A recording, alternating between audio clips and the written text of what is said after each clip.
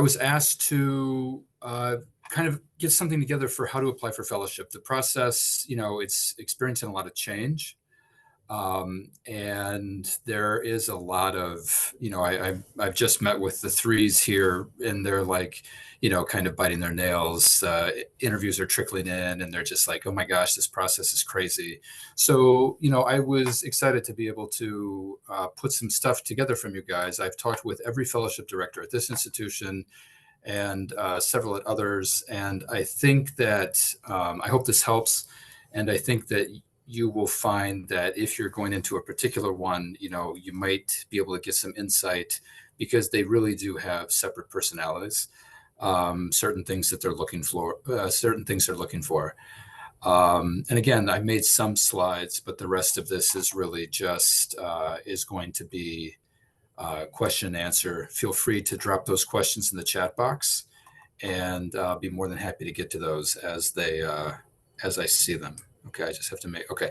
So that's it for now. Okay, no disclosures. Here are the numbers.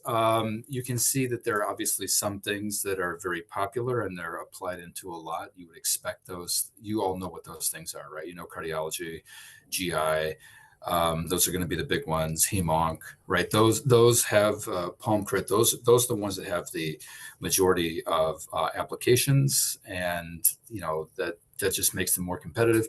I will say, even when I was talking with our hospice and palliative care medicine program director here, it's kind of crazy how competitive things are becoming in general. I think a lot of people are looking for something beyond hospitalist or PCP. I'm always very grateful, being a hospitalist myself, for those people who want to practice a little bit more general medicine, get a flavor of everything.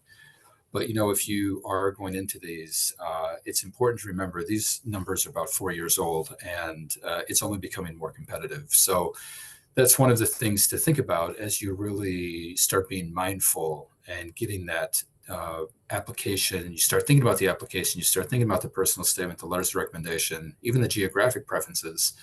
Those all are playing a really, really big role. Okay. This is the process. I spoke with fellowship directors across all specialties, and then I compiled the most common things they notice and are looking for. Okay. And I basically tried to keep it into 3 big groups. I kept red flags is by far the most. Obviously, there's some things that are red flags that they're red flags, right? If someone has a huge cluster B disorder and they're just like toxic to talk to on the interview, that's obviously a red flag. No one's really interested in having them in their program. But there are some things that are a little bit more subtle. And we're going to discuss some of the subtle things that people see and they come across, and then they're just like, nope, not for here. Other things that are must-haves, depending upon what specialty you go into, there are certain things that we absolutely need to see this in your application.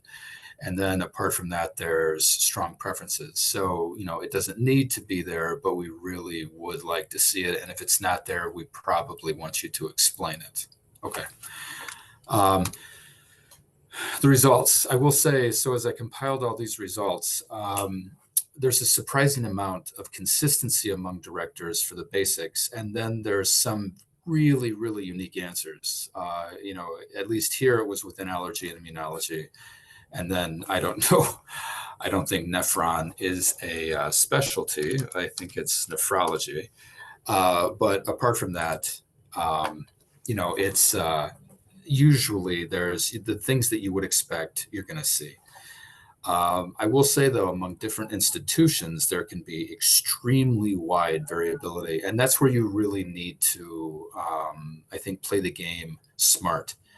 You don't want to apply to a place just simply to apply there, to use up a spot. You really want to be mindful as you're applying. I'm going to hit that several times throughout this talk, is that, it's just very easy to load up your shotgun with, 80 places you want to go to and just fire off the application, but you really don't want to do that. You want to make sure that it's going to be a good fit for you and you're going to be a good fit for them. And that is one of the things, we'll get to this, that's one of the things that was consistent among everyone.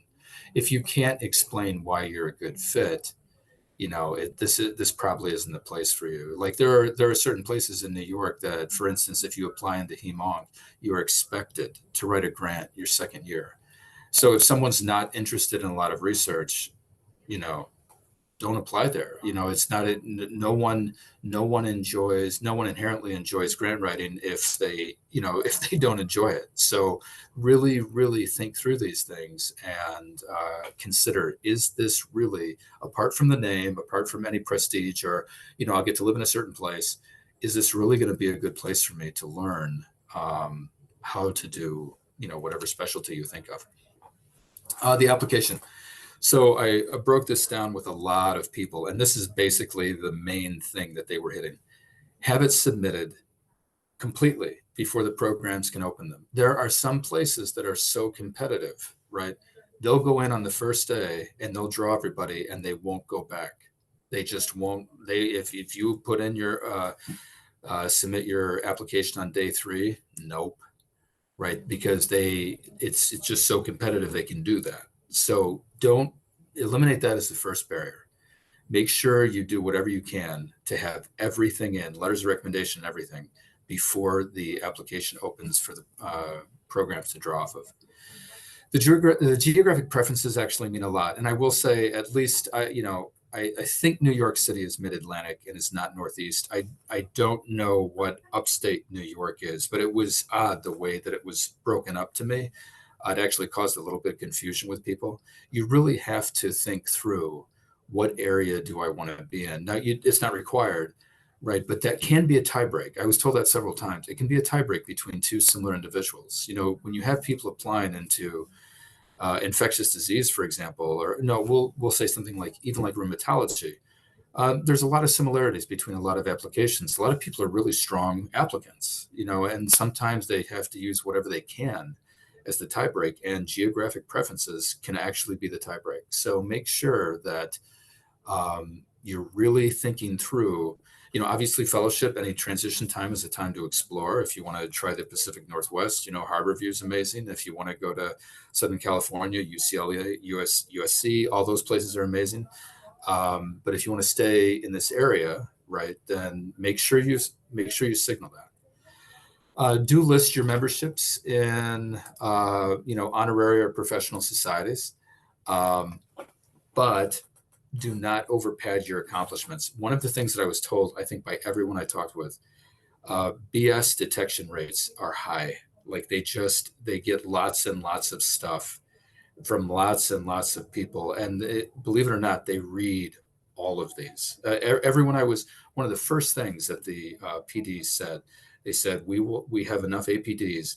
We are reading everything. And that's pretty impressive. Like for cards here, for example, they get a tremendous amount of applications and they read every one of them. So it's really important, as you do this, don't overpad, just explain, and if there's something that is meaningful to you, or even some sort of deficit, explain. It's really important because, there's lots of stuff that is said and you can just be like, yeah, really? And you don't want that to like be the immediate factor in when they're deciding these things. Have someone read your application, any mistakes on spelling or grammar can really grate on certain people. And from a behavioral theory standpoint, even if you're like a stellar applicant, if you don't use commas correctly, or, you're continually misspelling words, that can actually weigh against you pretty strongly. So I highly recommend you have someone, and even more than one person, read. This is, if you think about it, this is a really huge document. You may work at the place you go to for the next 40 years and like work your way up the chain. I mean, this may be the place you settle. So it's big. Part of this is almost like a job application. And I know it's not really thought of it that way, but you really do need to think about it. You're still in training. There's still definitely opportunities afterwards, but part of it is a job application. And you wouldn't turn anything in that, has second rate work. Okay. I think the other thing, and these were two things that I also heard quite a bit. Negative experiences happen, and that's fine. They happen. I personally wasn't always the most productive member of society, and that happens. And if you explain those things, it can go a long way. But what you don't want to do is you don't want to just leave that gaping void there and kind of hope no one will notice. You're dealing with people who are like just levels and levels of excellence in their respective field. Program directors within any of these specialties, these are people who have devoted their life to this thing, and they know a lot about this thing, and they know a lot about the people that work in these environments, and the people they want to work with, and the people they think would be good fits. And they will notice if there is a gap or there is something that is negative that just kind of seemingly tries to get glossed over, and then maybe they'll forget about it. They just assume they won't. Assume that's going to be something you're asked about, and then come out ahead of it and explain it. The other thing too, and this pertains more to research or large academic centers, is does your research match your application? We actually it was funny, I was talking with an endocrinology program director, and they explained that someone had turned in something, a personal statement, that they forgot to replace the cardiology with endocrinology. So just make sure if your research, doesn't match your application, that's fine. Things can change. You can do a rotation your third year, and it's like, oh my gosh, how did I not realize how awesome rheumatology is? That can happen. But you just want to make sure that if the research doesn't match, that you've gotten out ahead of it and you've explained.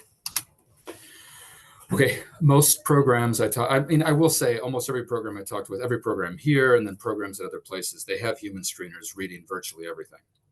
I will say, though, that ChatGPT 0 is something that exists and is pretty good at picking up anything that may be written by artificial intelligence machine.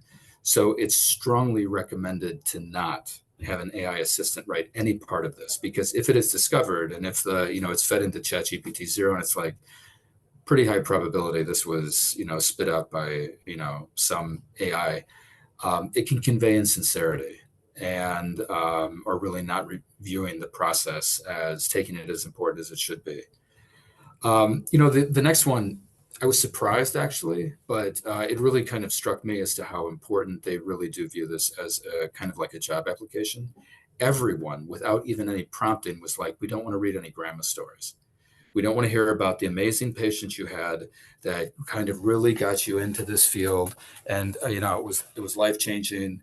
And they said that can be very useful for med school, and that can be useful for residency. But when you're getting to fellowship now, you're really like, this is how I'm a good fit with your program.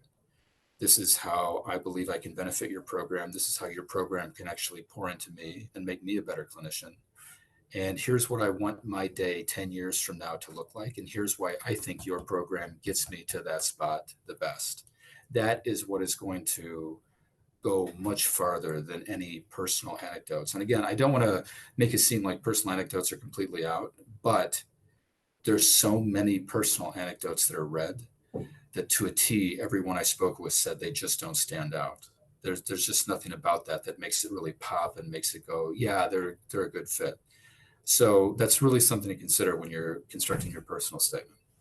The other thing that I would recommend, and this is just a general rule, whenever you write a personal statement and get ready to submit it, you need to submit it to like 5 people who will, like, are close friends who can be brutal with you and just rip it to shreds.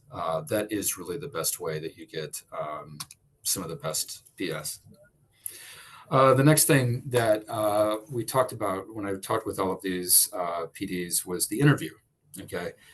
And I have to say, they kept coming back to these things so much that it really is a make or break thing. So the first one, and by far and away, the one that they noticed the most, and they said that irritates them the most, is when you are looking away from the screen. Now, granted, you have phones down here. You may even be looking at notes, right? Or, big highlights you've written down that you want to make sure stand out or you mention because you might be a little nervous, which is totally understandable. But looking away from the screen, if it's not explained what it is, almost invariably makes people think that you're just like, yeah, whatever, what's going on down here. And that comes off really poorly. So if you are looking away from the screen, which is completely fine, my childcare fell through and I'm just checking to make sure that the babysitter showed up, or, I just making sure that I hit all of the highlights because I'm really excited to talk with you and don't want to miss.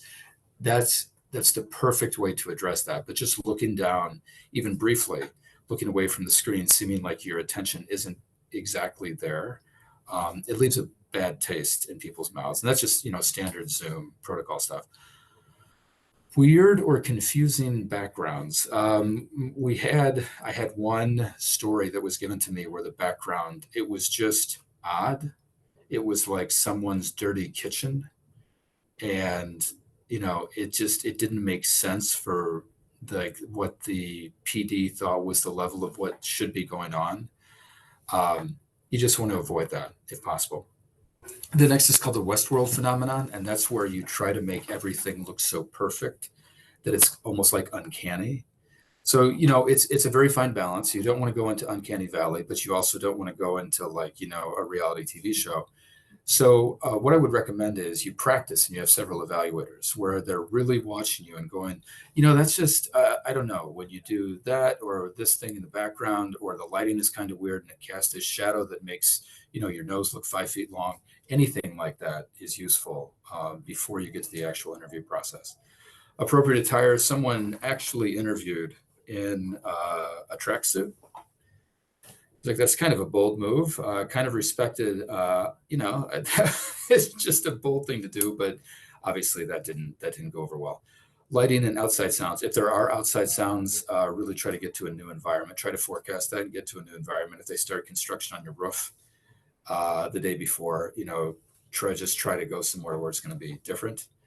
The other thing to do, and this is why we really recommend that you just look at, you have lots of different people watch you interview, is they will be aware of habits that you may be unaware of. Is every fourth word, do you tend to, pick at your lip or something? I know it sounds crazy, but those things can actually, with a certain type of personality, can actually really grate the wrong way and can cause people to only notice that thing. And then the interview it's not really accomplishing the purpose that you want it to. So again, really have people you trust watch these and look for anything that is distracting from why you want to do this thing.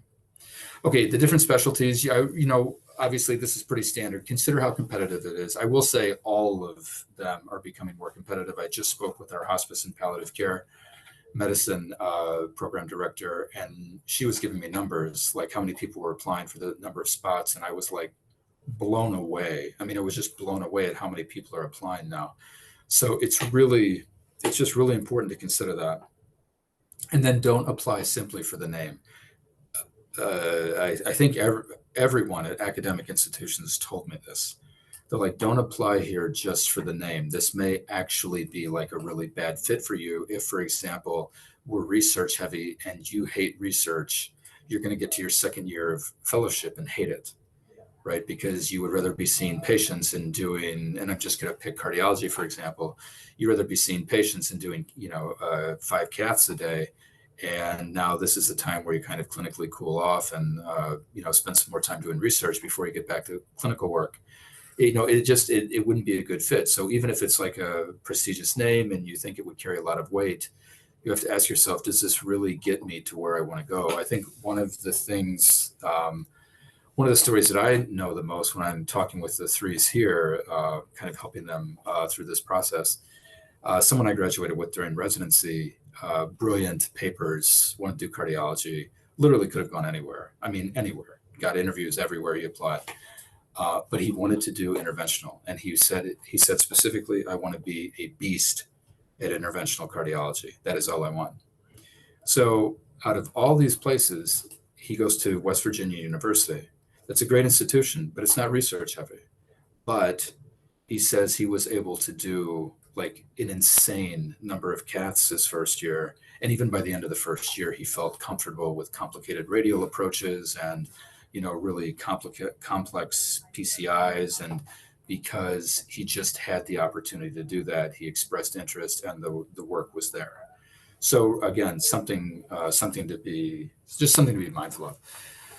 Lastly, if you're cross-applying and the research is dissonant, explain. People, again, they can have changes of heart, but if you have 10 papers on melanoma and BRAF expression, and then all of a sudden you're applying into ID, or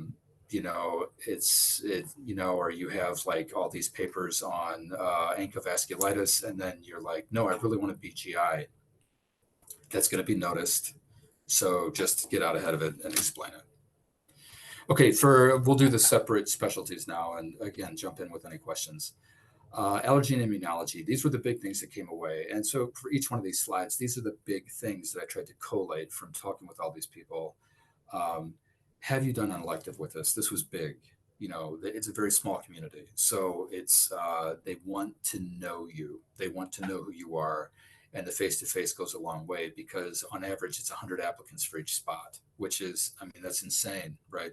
So anything that you can do. Rankings, as far as class rankings for med school, even AOA and chief resident, obviously chief resident tends to carry benefits across whatever specialty you apply in, but it was really mentioned a lot within allergy and immunology. They said a lot of it will come down to the interview, and it's a small community, so people talk. They'll definitely check on your LORs. They'll probably call them. They probably know them, and they'll call and be like, so tell me about this person. We're interested.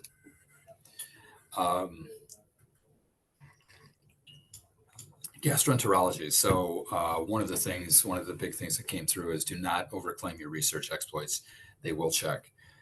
If you're at some of these places, you can get involved with some big labs and get involved with some really good work. And there's definitely a temptation to overclaim your research exploits. And, if you've got a certain position on a paper, and it'll be checked. So just make sure that you accurately explain. And definitely, if you have exploits and you've done amazing work, make that front and center, but don't overclaim. Are you interested in research or practice? So that's something to consider. If you're applying into something that doesn't match, you're going to get asked about it. So again, I'm more familiar with Columbia, and talking with the program director here, research, there's definitely practice, and you become an excellent clinician. That's one of the things they pride themselves on. But there's also research, because this is a place where we're able to, just like many other places, take bench research and translate it. The goal is to translate it into, patient care that affects outcomes. So if you are applying into something and you are like super into research and you apply into a community program, right? That's definitely going to be something they're going to ask about. And then another thing that I heard very commonly: how does training here, wherever you're at, get you to your 10-year goal? This is a theme, again, that came through again and again and again. What is your 10-year goal? And why do you want to be here to get you there? And how will that get you there? Can we help you get there? Do you even want to be here in 10 years? Maybe you're going to be our colleague for decades. Next is pulmonary and critical care. And really, the two big things that came up when I was talking with PDs was have your application in as soon as you can. This is a very competitive specialty.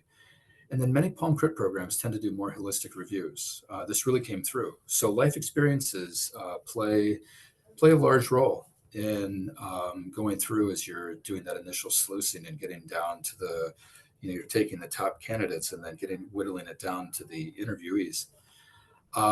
Again, several were very specific about making your personal statements about specific patients. They were like, you have to move beyond that. You have to make it, how is this place going to be the best fit for you? And then pulmonary and critical care, I got from a lot of PDs, obviously it's intense, right? Yeah, sure. You may finish your career doing outpatient ILD work, but you are very likely going to begin your career in an inpatient setting in the most intense settings in that healthcare system. Our MICUs are, my goodness, when you go down there, it's like a TV show, So something to consider is am I really seeing true passion for Palm Crit? Because the passion has to be there, because when you go through fellowship, there's a lot of stuff that can happen that can really affect if that passion tank isn't full. Cardiovascular disease, obviously, I think this is the most applied into specialty. Some big things that came out where you did residency factors in. If you want to make a geographic change, fine.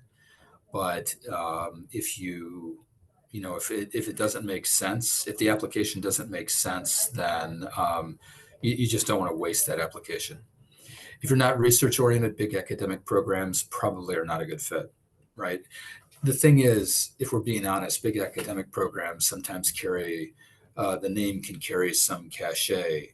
There's so many good academic programs in this area that are, nationally known names. I'm thinking even of all the programs in New York. These are names that are known throughout the United States. But if you apply into programs like that, you really need to make sure that the fit is going to be good. I had several people tell me it's important to go to meetings and network. I think that's a good rule in general, but specifically in cardiovascular disease, several people told me that. I was also told that grades and steps don't really seem to make much of a difference.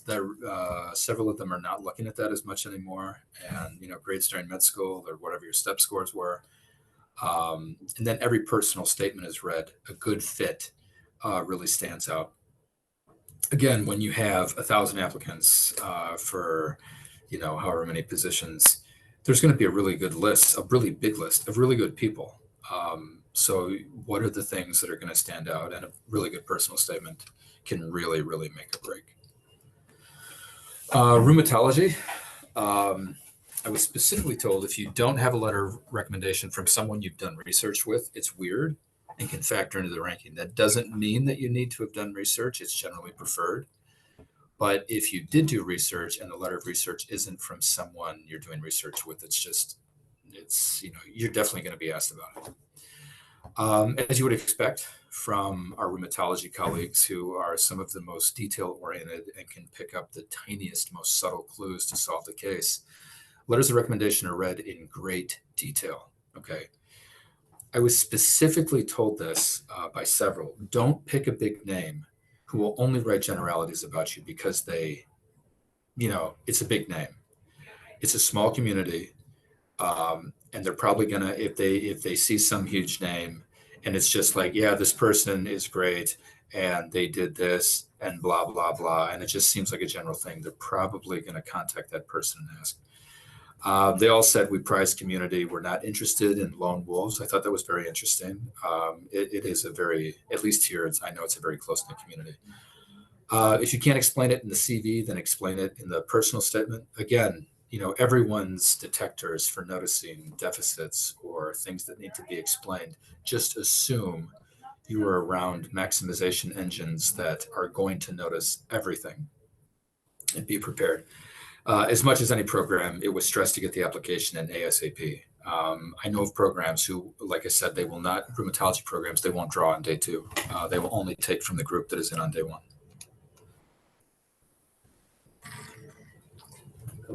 For endocrinology, it was specifically mentioned, everyone wants to be an educator. That's one of the things that tends to happen with endocrinologists. They enjoy sitting down with patients. They enjoy explaining things.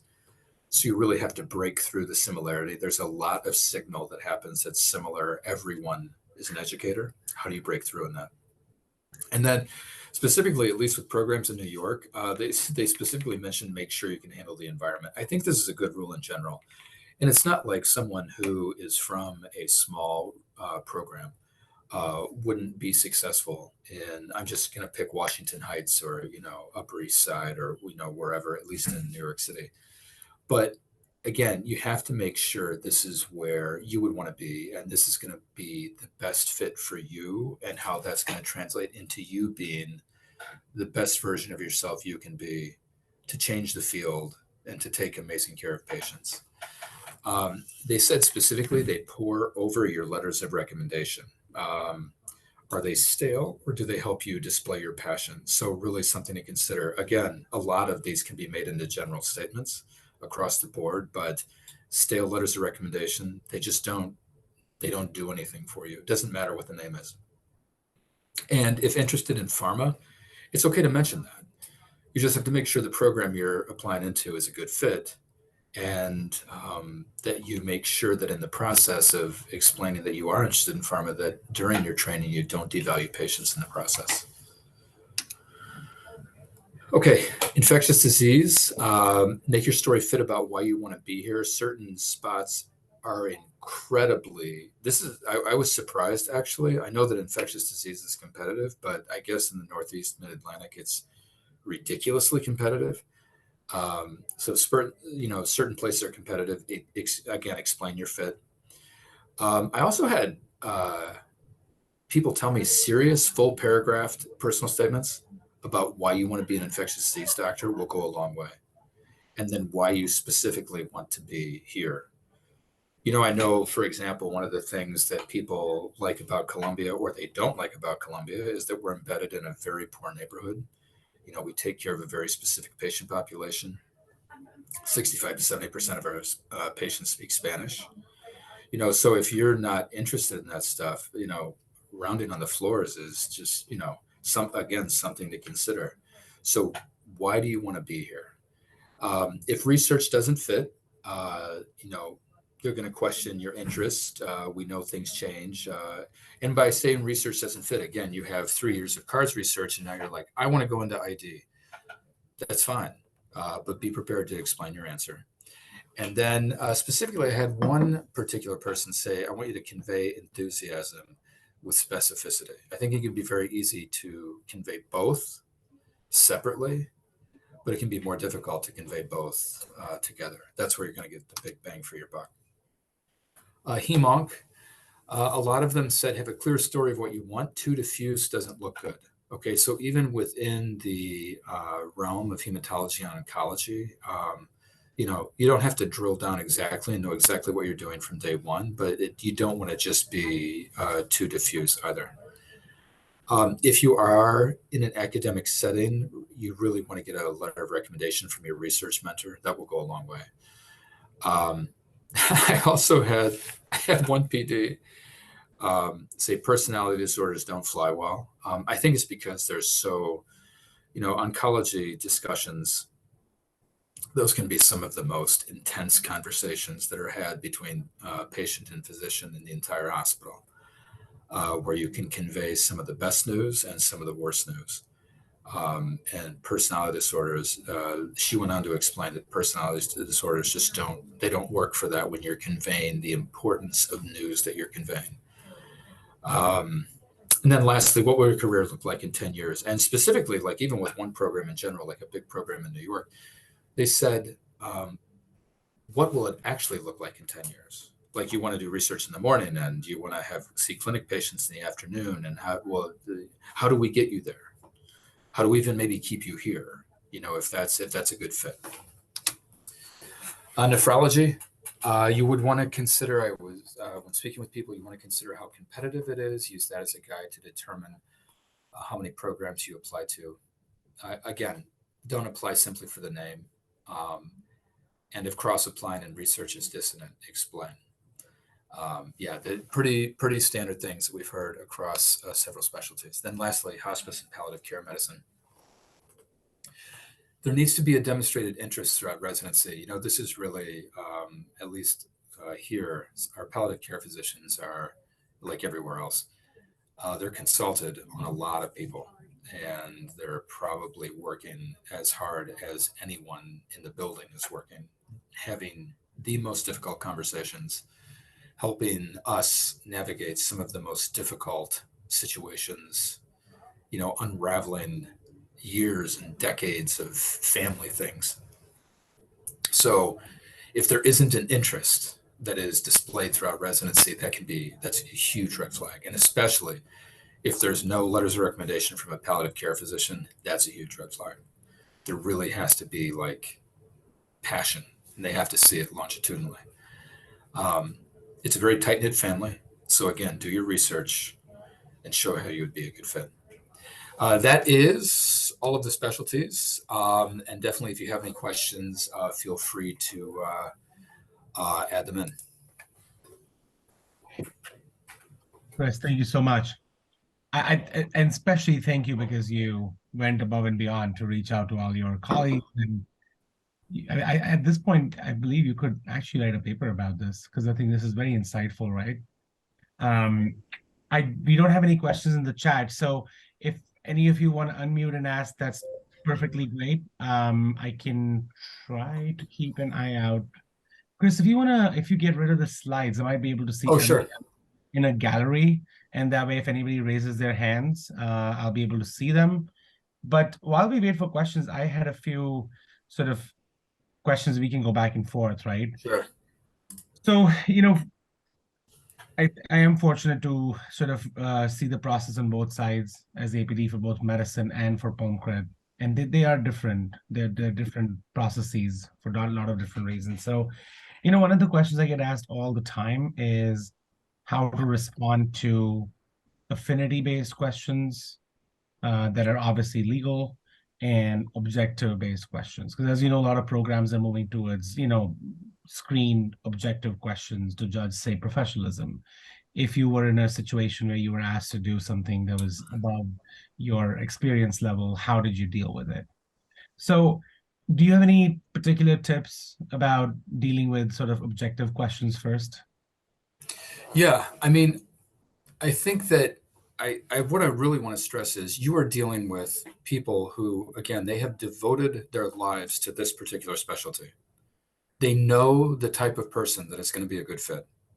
They know that there is a certain personality type that is going to be the correct person to either be running around in a MICU at 3 in the morning when four people are on ECMO and everybody's crashing, or someone comes in and we have five STEMIs in the next 4 hours and they need PCIs now, or that they're doing research in glomerular, their glomerular subfellowship within nephrology.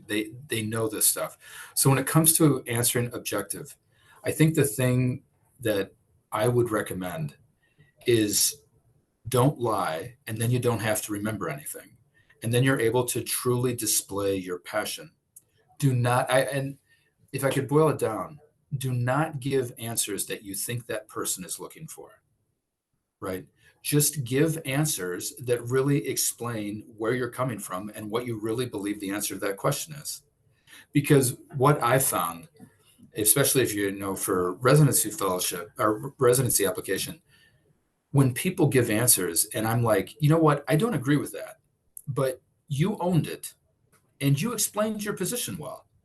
And I respect that. I really couldn't be on a more different page than you, but you didn't, you weren't goofy about it. You weren't insincere about it. You were like, no, this is really where I'm at. And you explained your thought process well. I'm like, awesome. That goes from being a potential negative into a potential great. Yeah, that was pretty quick thinking. I really appreciate that. So that would be my main thing is just answer honestly and don't try to get inside the other person's head to figure out what they're really asking. Yeah. And I'll throw in this that you mentioned don't come across or don't be insincere. I think a lot of times the human tendency is you take the question to its full gravity, and your normal tendencies I really want to put forward the most stark example, and Right. it really doesn't have to be. Right. It can just be something that happened yesterday, It, right? exactly. And it could Exactly. be something small in the grand scheme of things, but it was distressful enough where you remember it and you share it. And as long as you got something out of it, right? Like we have rough interactions, good interactions, all kinds of interactions every day. So I will say that's all I'm looking for, right? I'm looking for somebody I can Exactly. work with and I can go back and forth with. So there's that. And then, about affinity-based questions. So as just to highlight with everybody, there are certain things that should never be asked of you, as we all know, right? And if that happens, you can certainly feel empowered to say, I'm not comfortable answering that question. So that should not happen. But at the same time, it does help to know who you are as a person. So if somebody asks you, hey, I saw that you signaled you want to be in the Midwest, or where have you, Northeast, is there a particular reason for the preference, right? I feel like, how do you feel about those questions? Like, how do you Yeah. You answer them because I feel like they're perfect for telling somebody who you are. But I worry that there is a balance between sharing, oversharing, undersharing, right? I 100% agree. On those questions that you really, you don't have to answer, but they're asked anyway.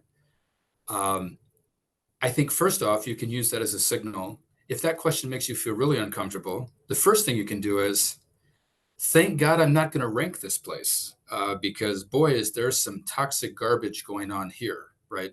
So you can actually kind of view it as a dodged a bullet type situation.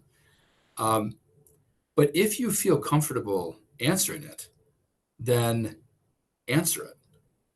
I have to go again. There's so many things. There's this Zoom process whereby there's an artificial layer of, you know, iconism that is introduced because you're talking to a two-dimensional representation, blah blah blah, and there's probably, oh, I need to make sure that I have this correcting my skin a little bit, and I have the background is modified to whatever. So there's an artificial component to it anyway. And again, anything that you can do, if you feel like this is an answerable question, and this actually gets to the heart of something, here, answer it. I would just, my personal thing would be just lay it all out, and again, if it makes you feel uncomfortable, feel empowered and go, I feel uncomfortable answering that question. Now, I'm going to tell you, is the person who's interviewing you going to bounce back immediately and it's going to be totally fine and normal? Probably not, right? I mean, there's definitely like a weird element in there that may be impossible to get past. But again, that can be a signal that, okay, if they feel comfortable asking stuff like this, I just don't want to be there. That's easy. Yep. So that's exactly right, because I get asked this all the time, right? Like, do I have to answer affinity-based questions? So I agree with that. So we do have a few questions here. The first one is, is it a good idea to apply for two specialties as a plan B, and especially if the first one is, highly competitive? Yeah, I I don't think that's a bad idea. I think you may run into problems displaying your passion, and then that lack of passion may come through in letters of recommendation. And then the other thing is, if you did do research, right? If you're applying into a competitive specialty, I'm just telling you, you need to be doing research. I mean, that is something that is going to stand out. I'm not saying you need 5 first author papers in New England Journal of Medicine, but you need to demonstrate that passion. More and more and more people are applying, and that is just something like, okay, does this person actually have passion? I mean, they didn't even attend a conference. I mean, they didn't network, they didn't get to know anybody, and what I'm supposed to believe now that they're going to be a good fit for here. And so I think it's definitely okay. And of course, you can apply to it, however many programs you like. You just do have to keep in mind that that can be a problem displaying passion within two, because there's just usually not enough time during residency to do that. Yeah. And it's also hard for your letter writers to know Yes. you that well, right? And so that consistency kind of falls apart there. The other thing I will say is that when applying for two specialties, just keep in mind that your documents are consistent. We, have unfortunately had instances where, documents get mixed up. I think you mentioned that, where the letters get mixed up or personal statements get mixed up, and that's just, an unforced Uh, error. It is unfortunate, but the problem is that when you're on the program side reviewing an application, it's hard for us to, right. ignore that. So An just endocrinologist here, for example, they're reading through 100 personal statements that are like, I have passion, I'm an educator, I love speaking Spanish, I love working with poor patients and diabetes, blah, blah, blah, blah, and research. And then they see something like, and then they're like, and when cardiology really stands out to me, it's like, okay, you're out. I mean, we have 100 people here who have demonstrated passion and maybe even pretended to take the time to fix their personal statement, even if they're applying to 7 specialties, you didn't take that time. So, yeah, it's just an automatic strike. yeah. All right. So Vince says or asks if an interview occurs during work hours, is it acceptable to show up to the interview while wearing scrubs and a white coat, or is it better idea to just bring a suit to the hospital? Now, I may be biased by Columbia. I know we've been around for 9,000 years and we're a little old fashioned with things. I would recommend that you bring a suit to the hospital. This is a job application, right? And you really need to, this could be the place you're working for the, next several decades. That would be my own personal recommendation. There may be other places that are much more like, no, no, no, that's fine. We totally understand. Um, that's just, you know, I even felt weird. I'm on call and it even felt weird doing this in scrubs because but I was on call and I was just so busy today. Um, that would, I would say wear the suit. Yeah, I think I would concur on that, that this is your one time to put your best foot forward. I mean, I think you said it very well. Think about it as the beginning to the rest of your life, Yeah. right? I mean, we have all our rest of our life to not have perfect moments, right? Right. Right. This is Exactly. the time to give yourself the best shot. I would agree with that. Daming says thank you for the presentation, My and pleasure. follows with this year we have several programs that are offering in-person interviews, while most of the rest are virtual as previously for the past 2 3 years anyway. So how do you feel about this phenomenon? And then what special attention do we need to pay when interviewing at the in-person interviews? One of the things that I would encourage you to do is I'm not saying that people are watching you when you're interacting with uh, the group of interviewees you're with. I'm not saying that, but they are, right? They're watching how you interview. I'll say it goes so far. I know even here, they're watching how you interact with the coordinator, right? Are you are you polite? Do you seem to like get along in a group of people? Or is it, there's one particular thing. We actually had someone apply and they were just extremely rude in person to the coordinator. Great interviews. The coordinator came and was like, they were really kind of blah, blah, blah. And everyone was like, nope, don't rank, nothing, So those in person, I actually think that's a potential big benefit. But every asset has liabilities. So you have to be aware that you're going to be able to be watched a little bit more closely. So make sure when you're sitting down with the group and you're talking, if you have those cluster B disorders, hide them and just be nice, get along with people, stuff like that. I actually think in person can confer a benefit when done better than Zoom. And I think, it's okay if you're nervous, right? Oh, It's 100%. 100%. totally okay. That's all right.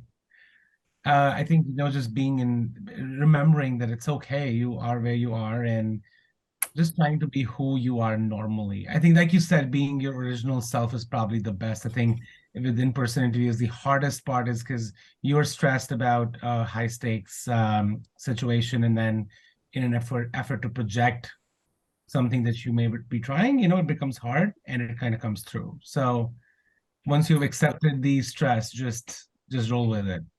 I would say it's much easier on Zoom in some ways because you can blur your backgrounds and lot more easier things, right? Which is an advantage. Sometimes, like you mentioned, Right. sometimes it's not. So awesome. Okay. So Khalil says if someone is not able to attend an interview on any of the given dates by the program, is it all right to reach out to the programs for scheduling accommodations? It is. I will say one of the things you will encounter if it is a competitive program, you may end up with an early November date if you miss your first date. That's just going to happen because those interview spots can fill very, very quickly. Um, they will help you reschedule. They're obviously interested in you. They extended the interview. Um, make every effort you possibly can to accept one of the dates that is offered. Those are the practicalities, I think. But yeah, I agree. I think most programs want to work with you, and they will Yeah, work. yeah, they will. All right. So the next question is again, they found your presentation very informative. Awesome. And they're wondering how to convey that you, as the applicant, think you're a good fit for a place in an era where a lot of times there's a lot of information pre-available via websites, social media, what have you, um, but that may be all you have to go on. So how do you convey that you are a good fit? That's a really good question. And I know that, things are kind of reverting slowly back to normal. Um, I think that you should consider visiting that place and doing it in a way elective, right? I know that there are some places that are extremely competitive. Any advantage helps. And when they're like, you know what? I worked with them for 2 weeks and they were awesome. They were here on time. They had a great personality. They were running around the lab helping us with stuff, or they were on the floors and they were really invested, or they whatever. That goes a long way. I know that can be very difficult to do. I know if you are geographically, if you kind of express you want to stay in the area you're in, it can be easier. Um, but you're right.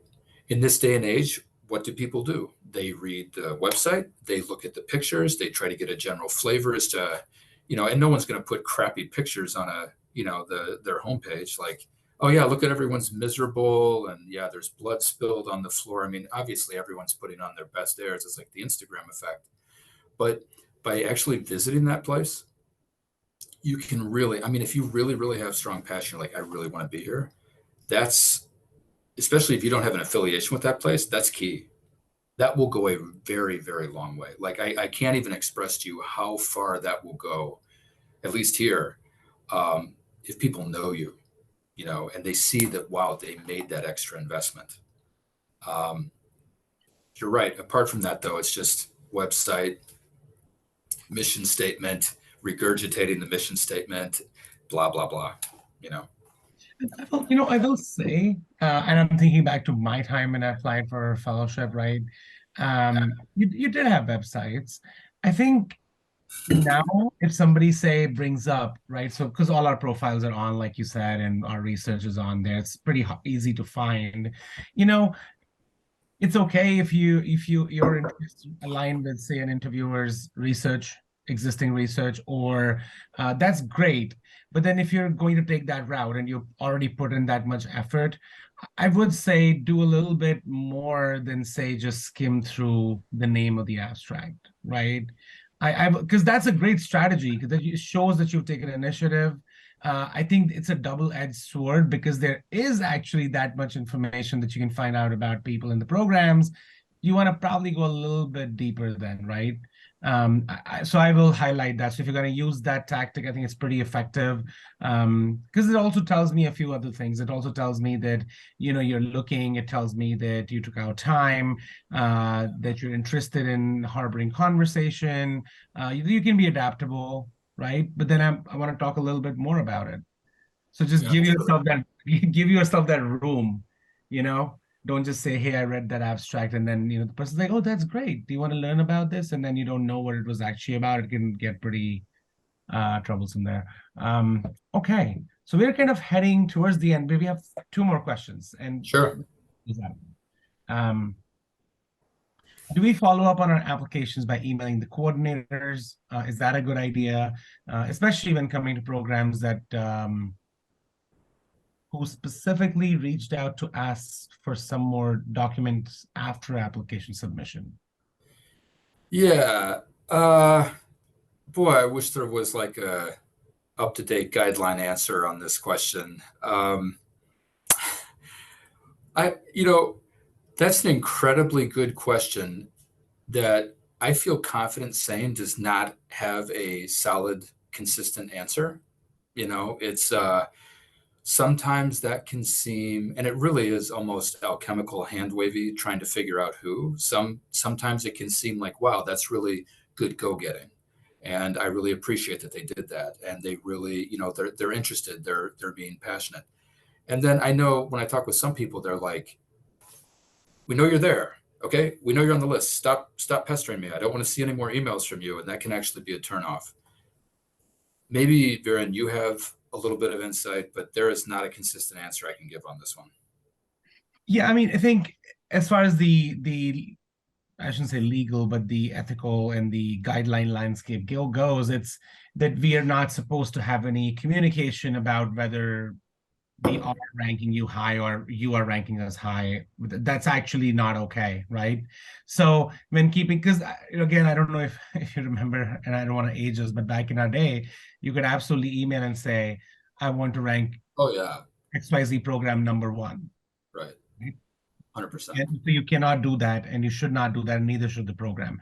Having said that, if you do, so I won't tell you whether you should or should not, but what I will say is that, to Chris's point, if you do, then at least make it sincere. Because remember that, like, I personally went through 100 applications, right? And I know that my other APD and RPD each went through 100 applications.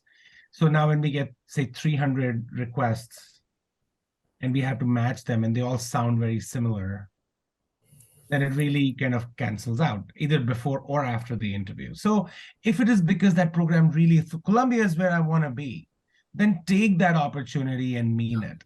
Yeah. To your point, your application, your interview, your post-interview presence, it really just has to be consistent. This is who I am. This is who I want to be. This is where I want to be. All of it together. So a generic reply probably is not helpful, is what I would say. I can't express enough how much PDs and APDs are programmed to see insincerity. They see lots of sincerity, and you just want to make sure that it makes sense why you've applied here. It just makes sense. That's such a huge key piece. And we make enough, I think even no matter how much you do it, you still sometimes it's not perfect. But I will say, I think your point is very well taken. We see so much sincerity. Yeah. There are some applications and you read them and you meet the people and you really wonder, how you got where you got and you feel thankful about it. So you're right. I think you also have to remember that it is in the landscape of that whole applicant. Right. Yeah, that's a good point. All right, so Monique, we're going to finish with your set of questions. So Monique asks, during the interview, how does one stand out positively to increase their chance of securing a strong position on the rank list? Okay, so I have a little bit of background in game theory, and if I could write a book on this, I would be a billionaire, right? Because that would just be like, do these three things. I will say the process can seem mysterious. It's actually not. It really isn't mysterious. The basic things you have to look for are, how am I a good fit for this program? That's the first question.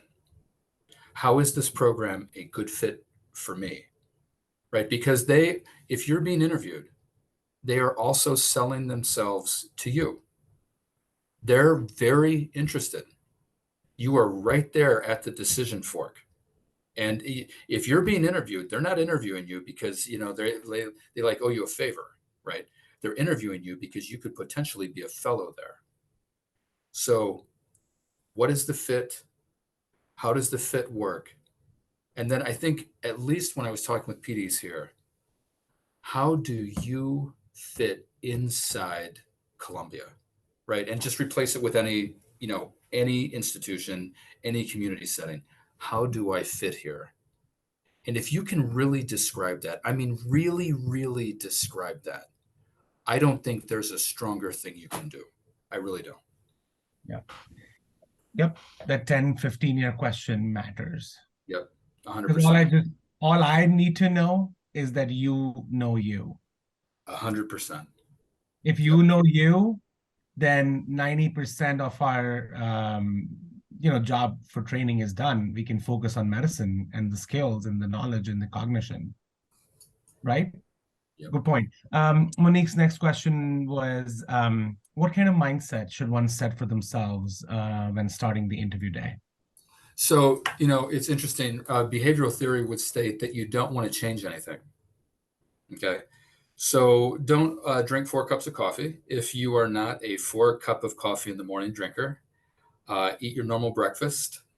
do everything exactly the same, right? You're introducing a tremendous amount of change. It's the same way when you're making a diagnosis on someone. Don't change 5 radio dials at the same time, because then you don't know which one mattered, right? Change this one.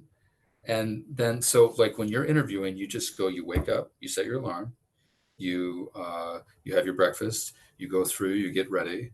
And that, I think, is the best way to prepare yourself for the obvious stressors that are going to be present anyway.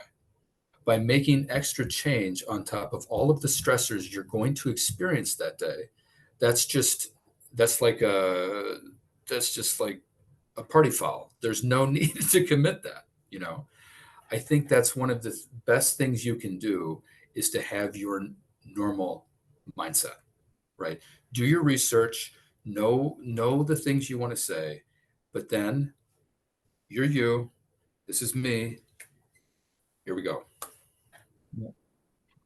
And how do you feel, would it be fair, you think, Chris, to say that when we're in the process, imagine the conversation you and I are having, right? Sometimes if you ask me something and I'm not readily prepared with the answer, you normally with people, you don't immediately start talking. And that's okay if you do that in an interview. If somebody asks you a question that you don't have an answer for, you don't have to start answering immediately. My favorite tip for mindset is just do a very slow count to 3. It feels like a That's long awesome. time, probably not a long time at all. It's your normal pause, but it Yeah. will let your thoughts catch up with your, not mouth, but your words. And so then what's not going to happen is that you're not going to start talking and then let your thoughts catch up to the talking. And by the time that happens, you're a minute into your answer. Yeah. Imagine talking to a friend. If you don't know, you sometimes say, that's an interesting thought. Let me think about it. And that's okay. So take that pause. Imagine talking to a friend, to somebody you care about, and that's how you give your answer.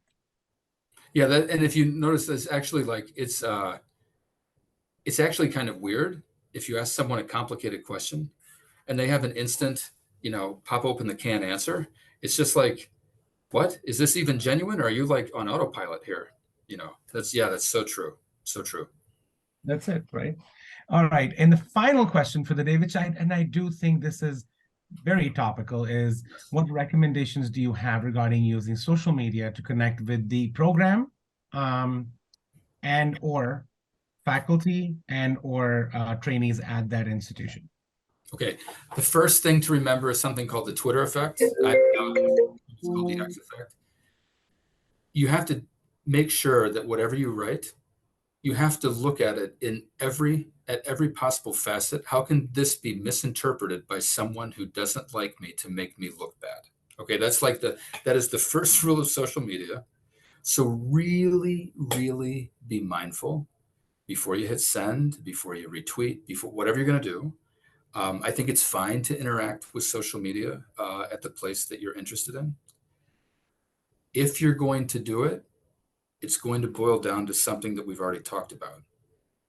It has to be sincere. If you're liking every picture, and great. If you genuinely are liking internally every picture. But if you're liking every picture because you're like, you know what, I want them to see my name associated with every picture that's been posted on their Instagram feed.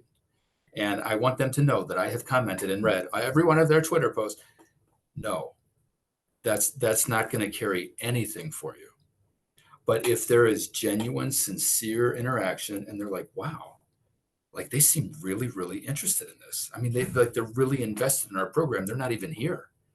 I mean, that can be a really strong positive signal.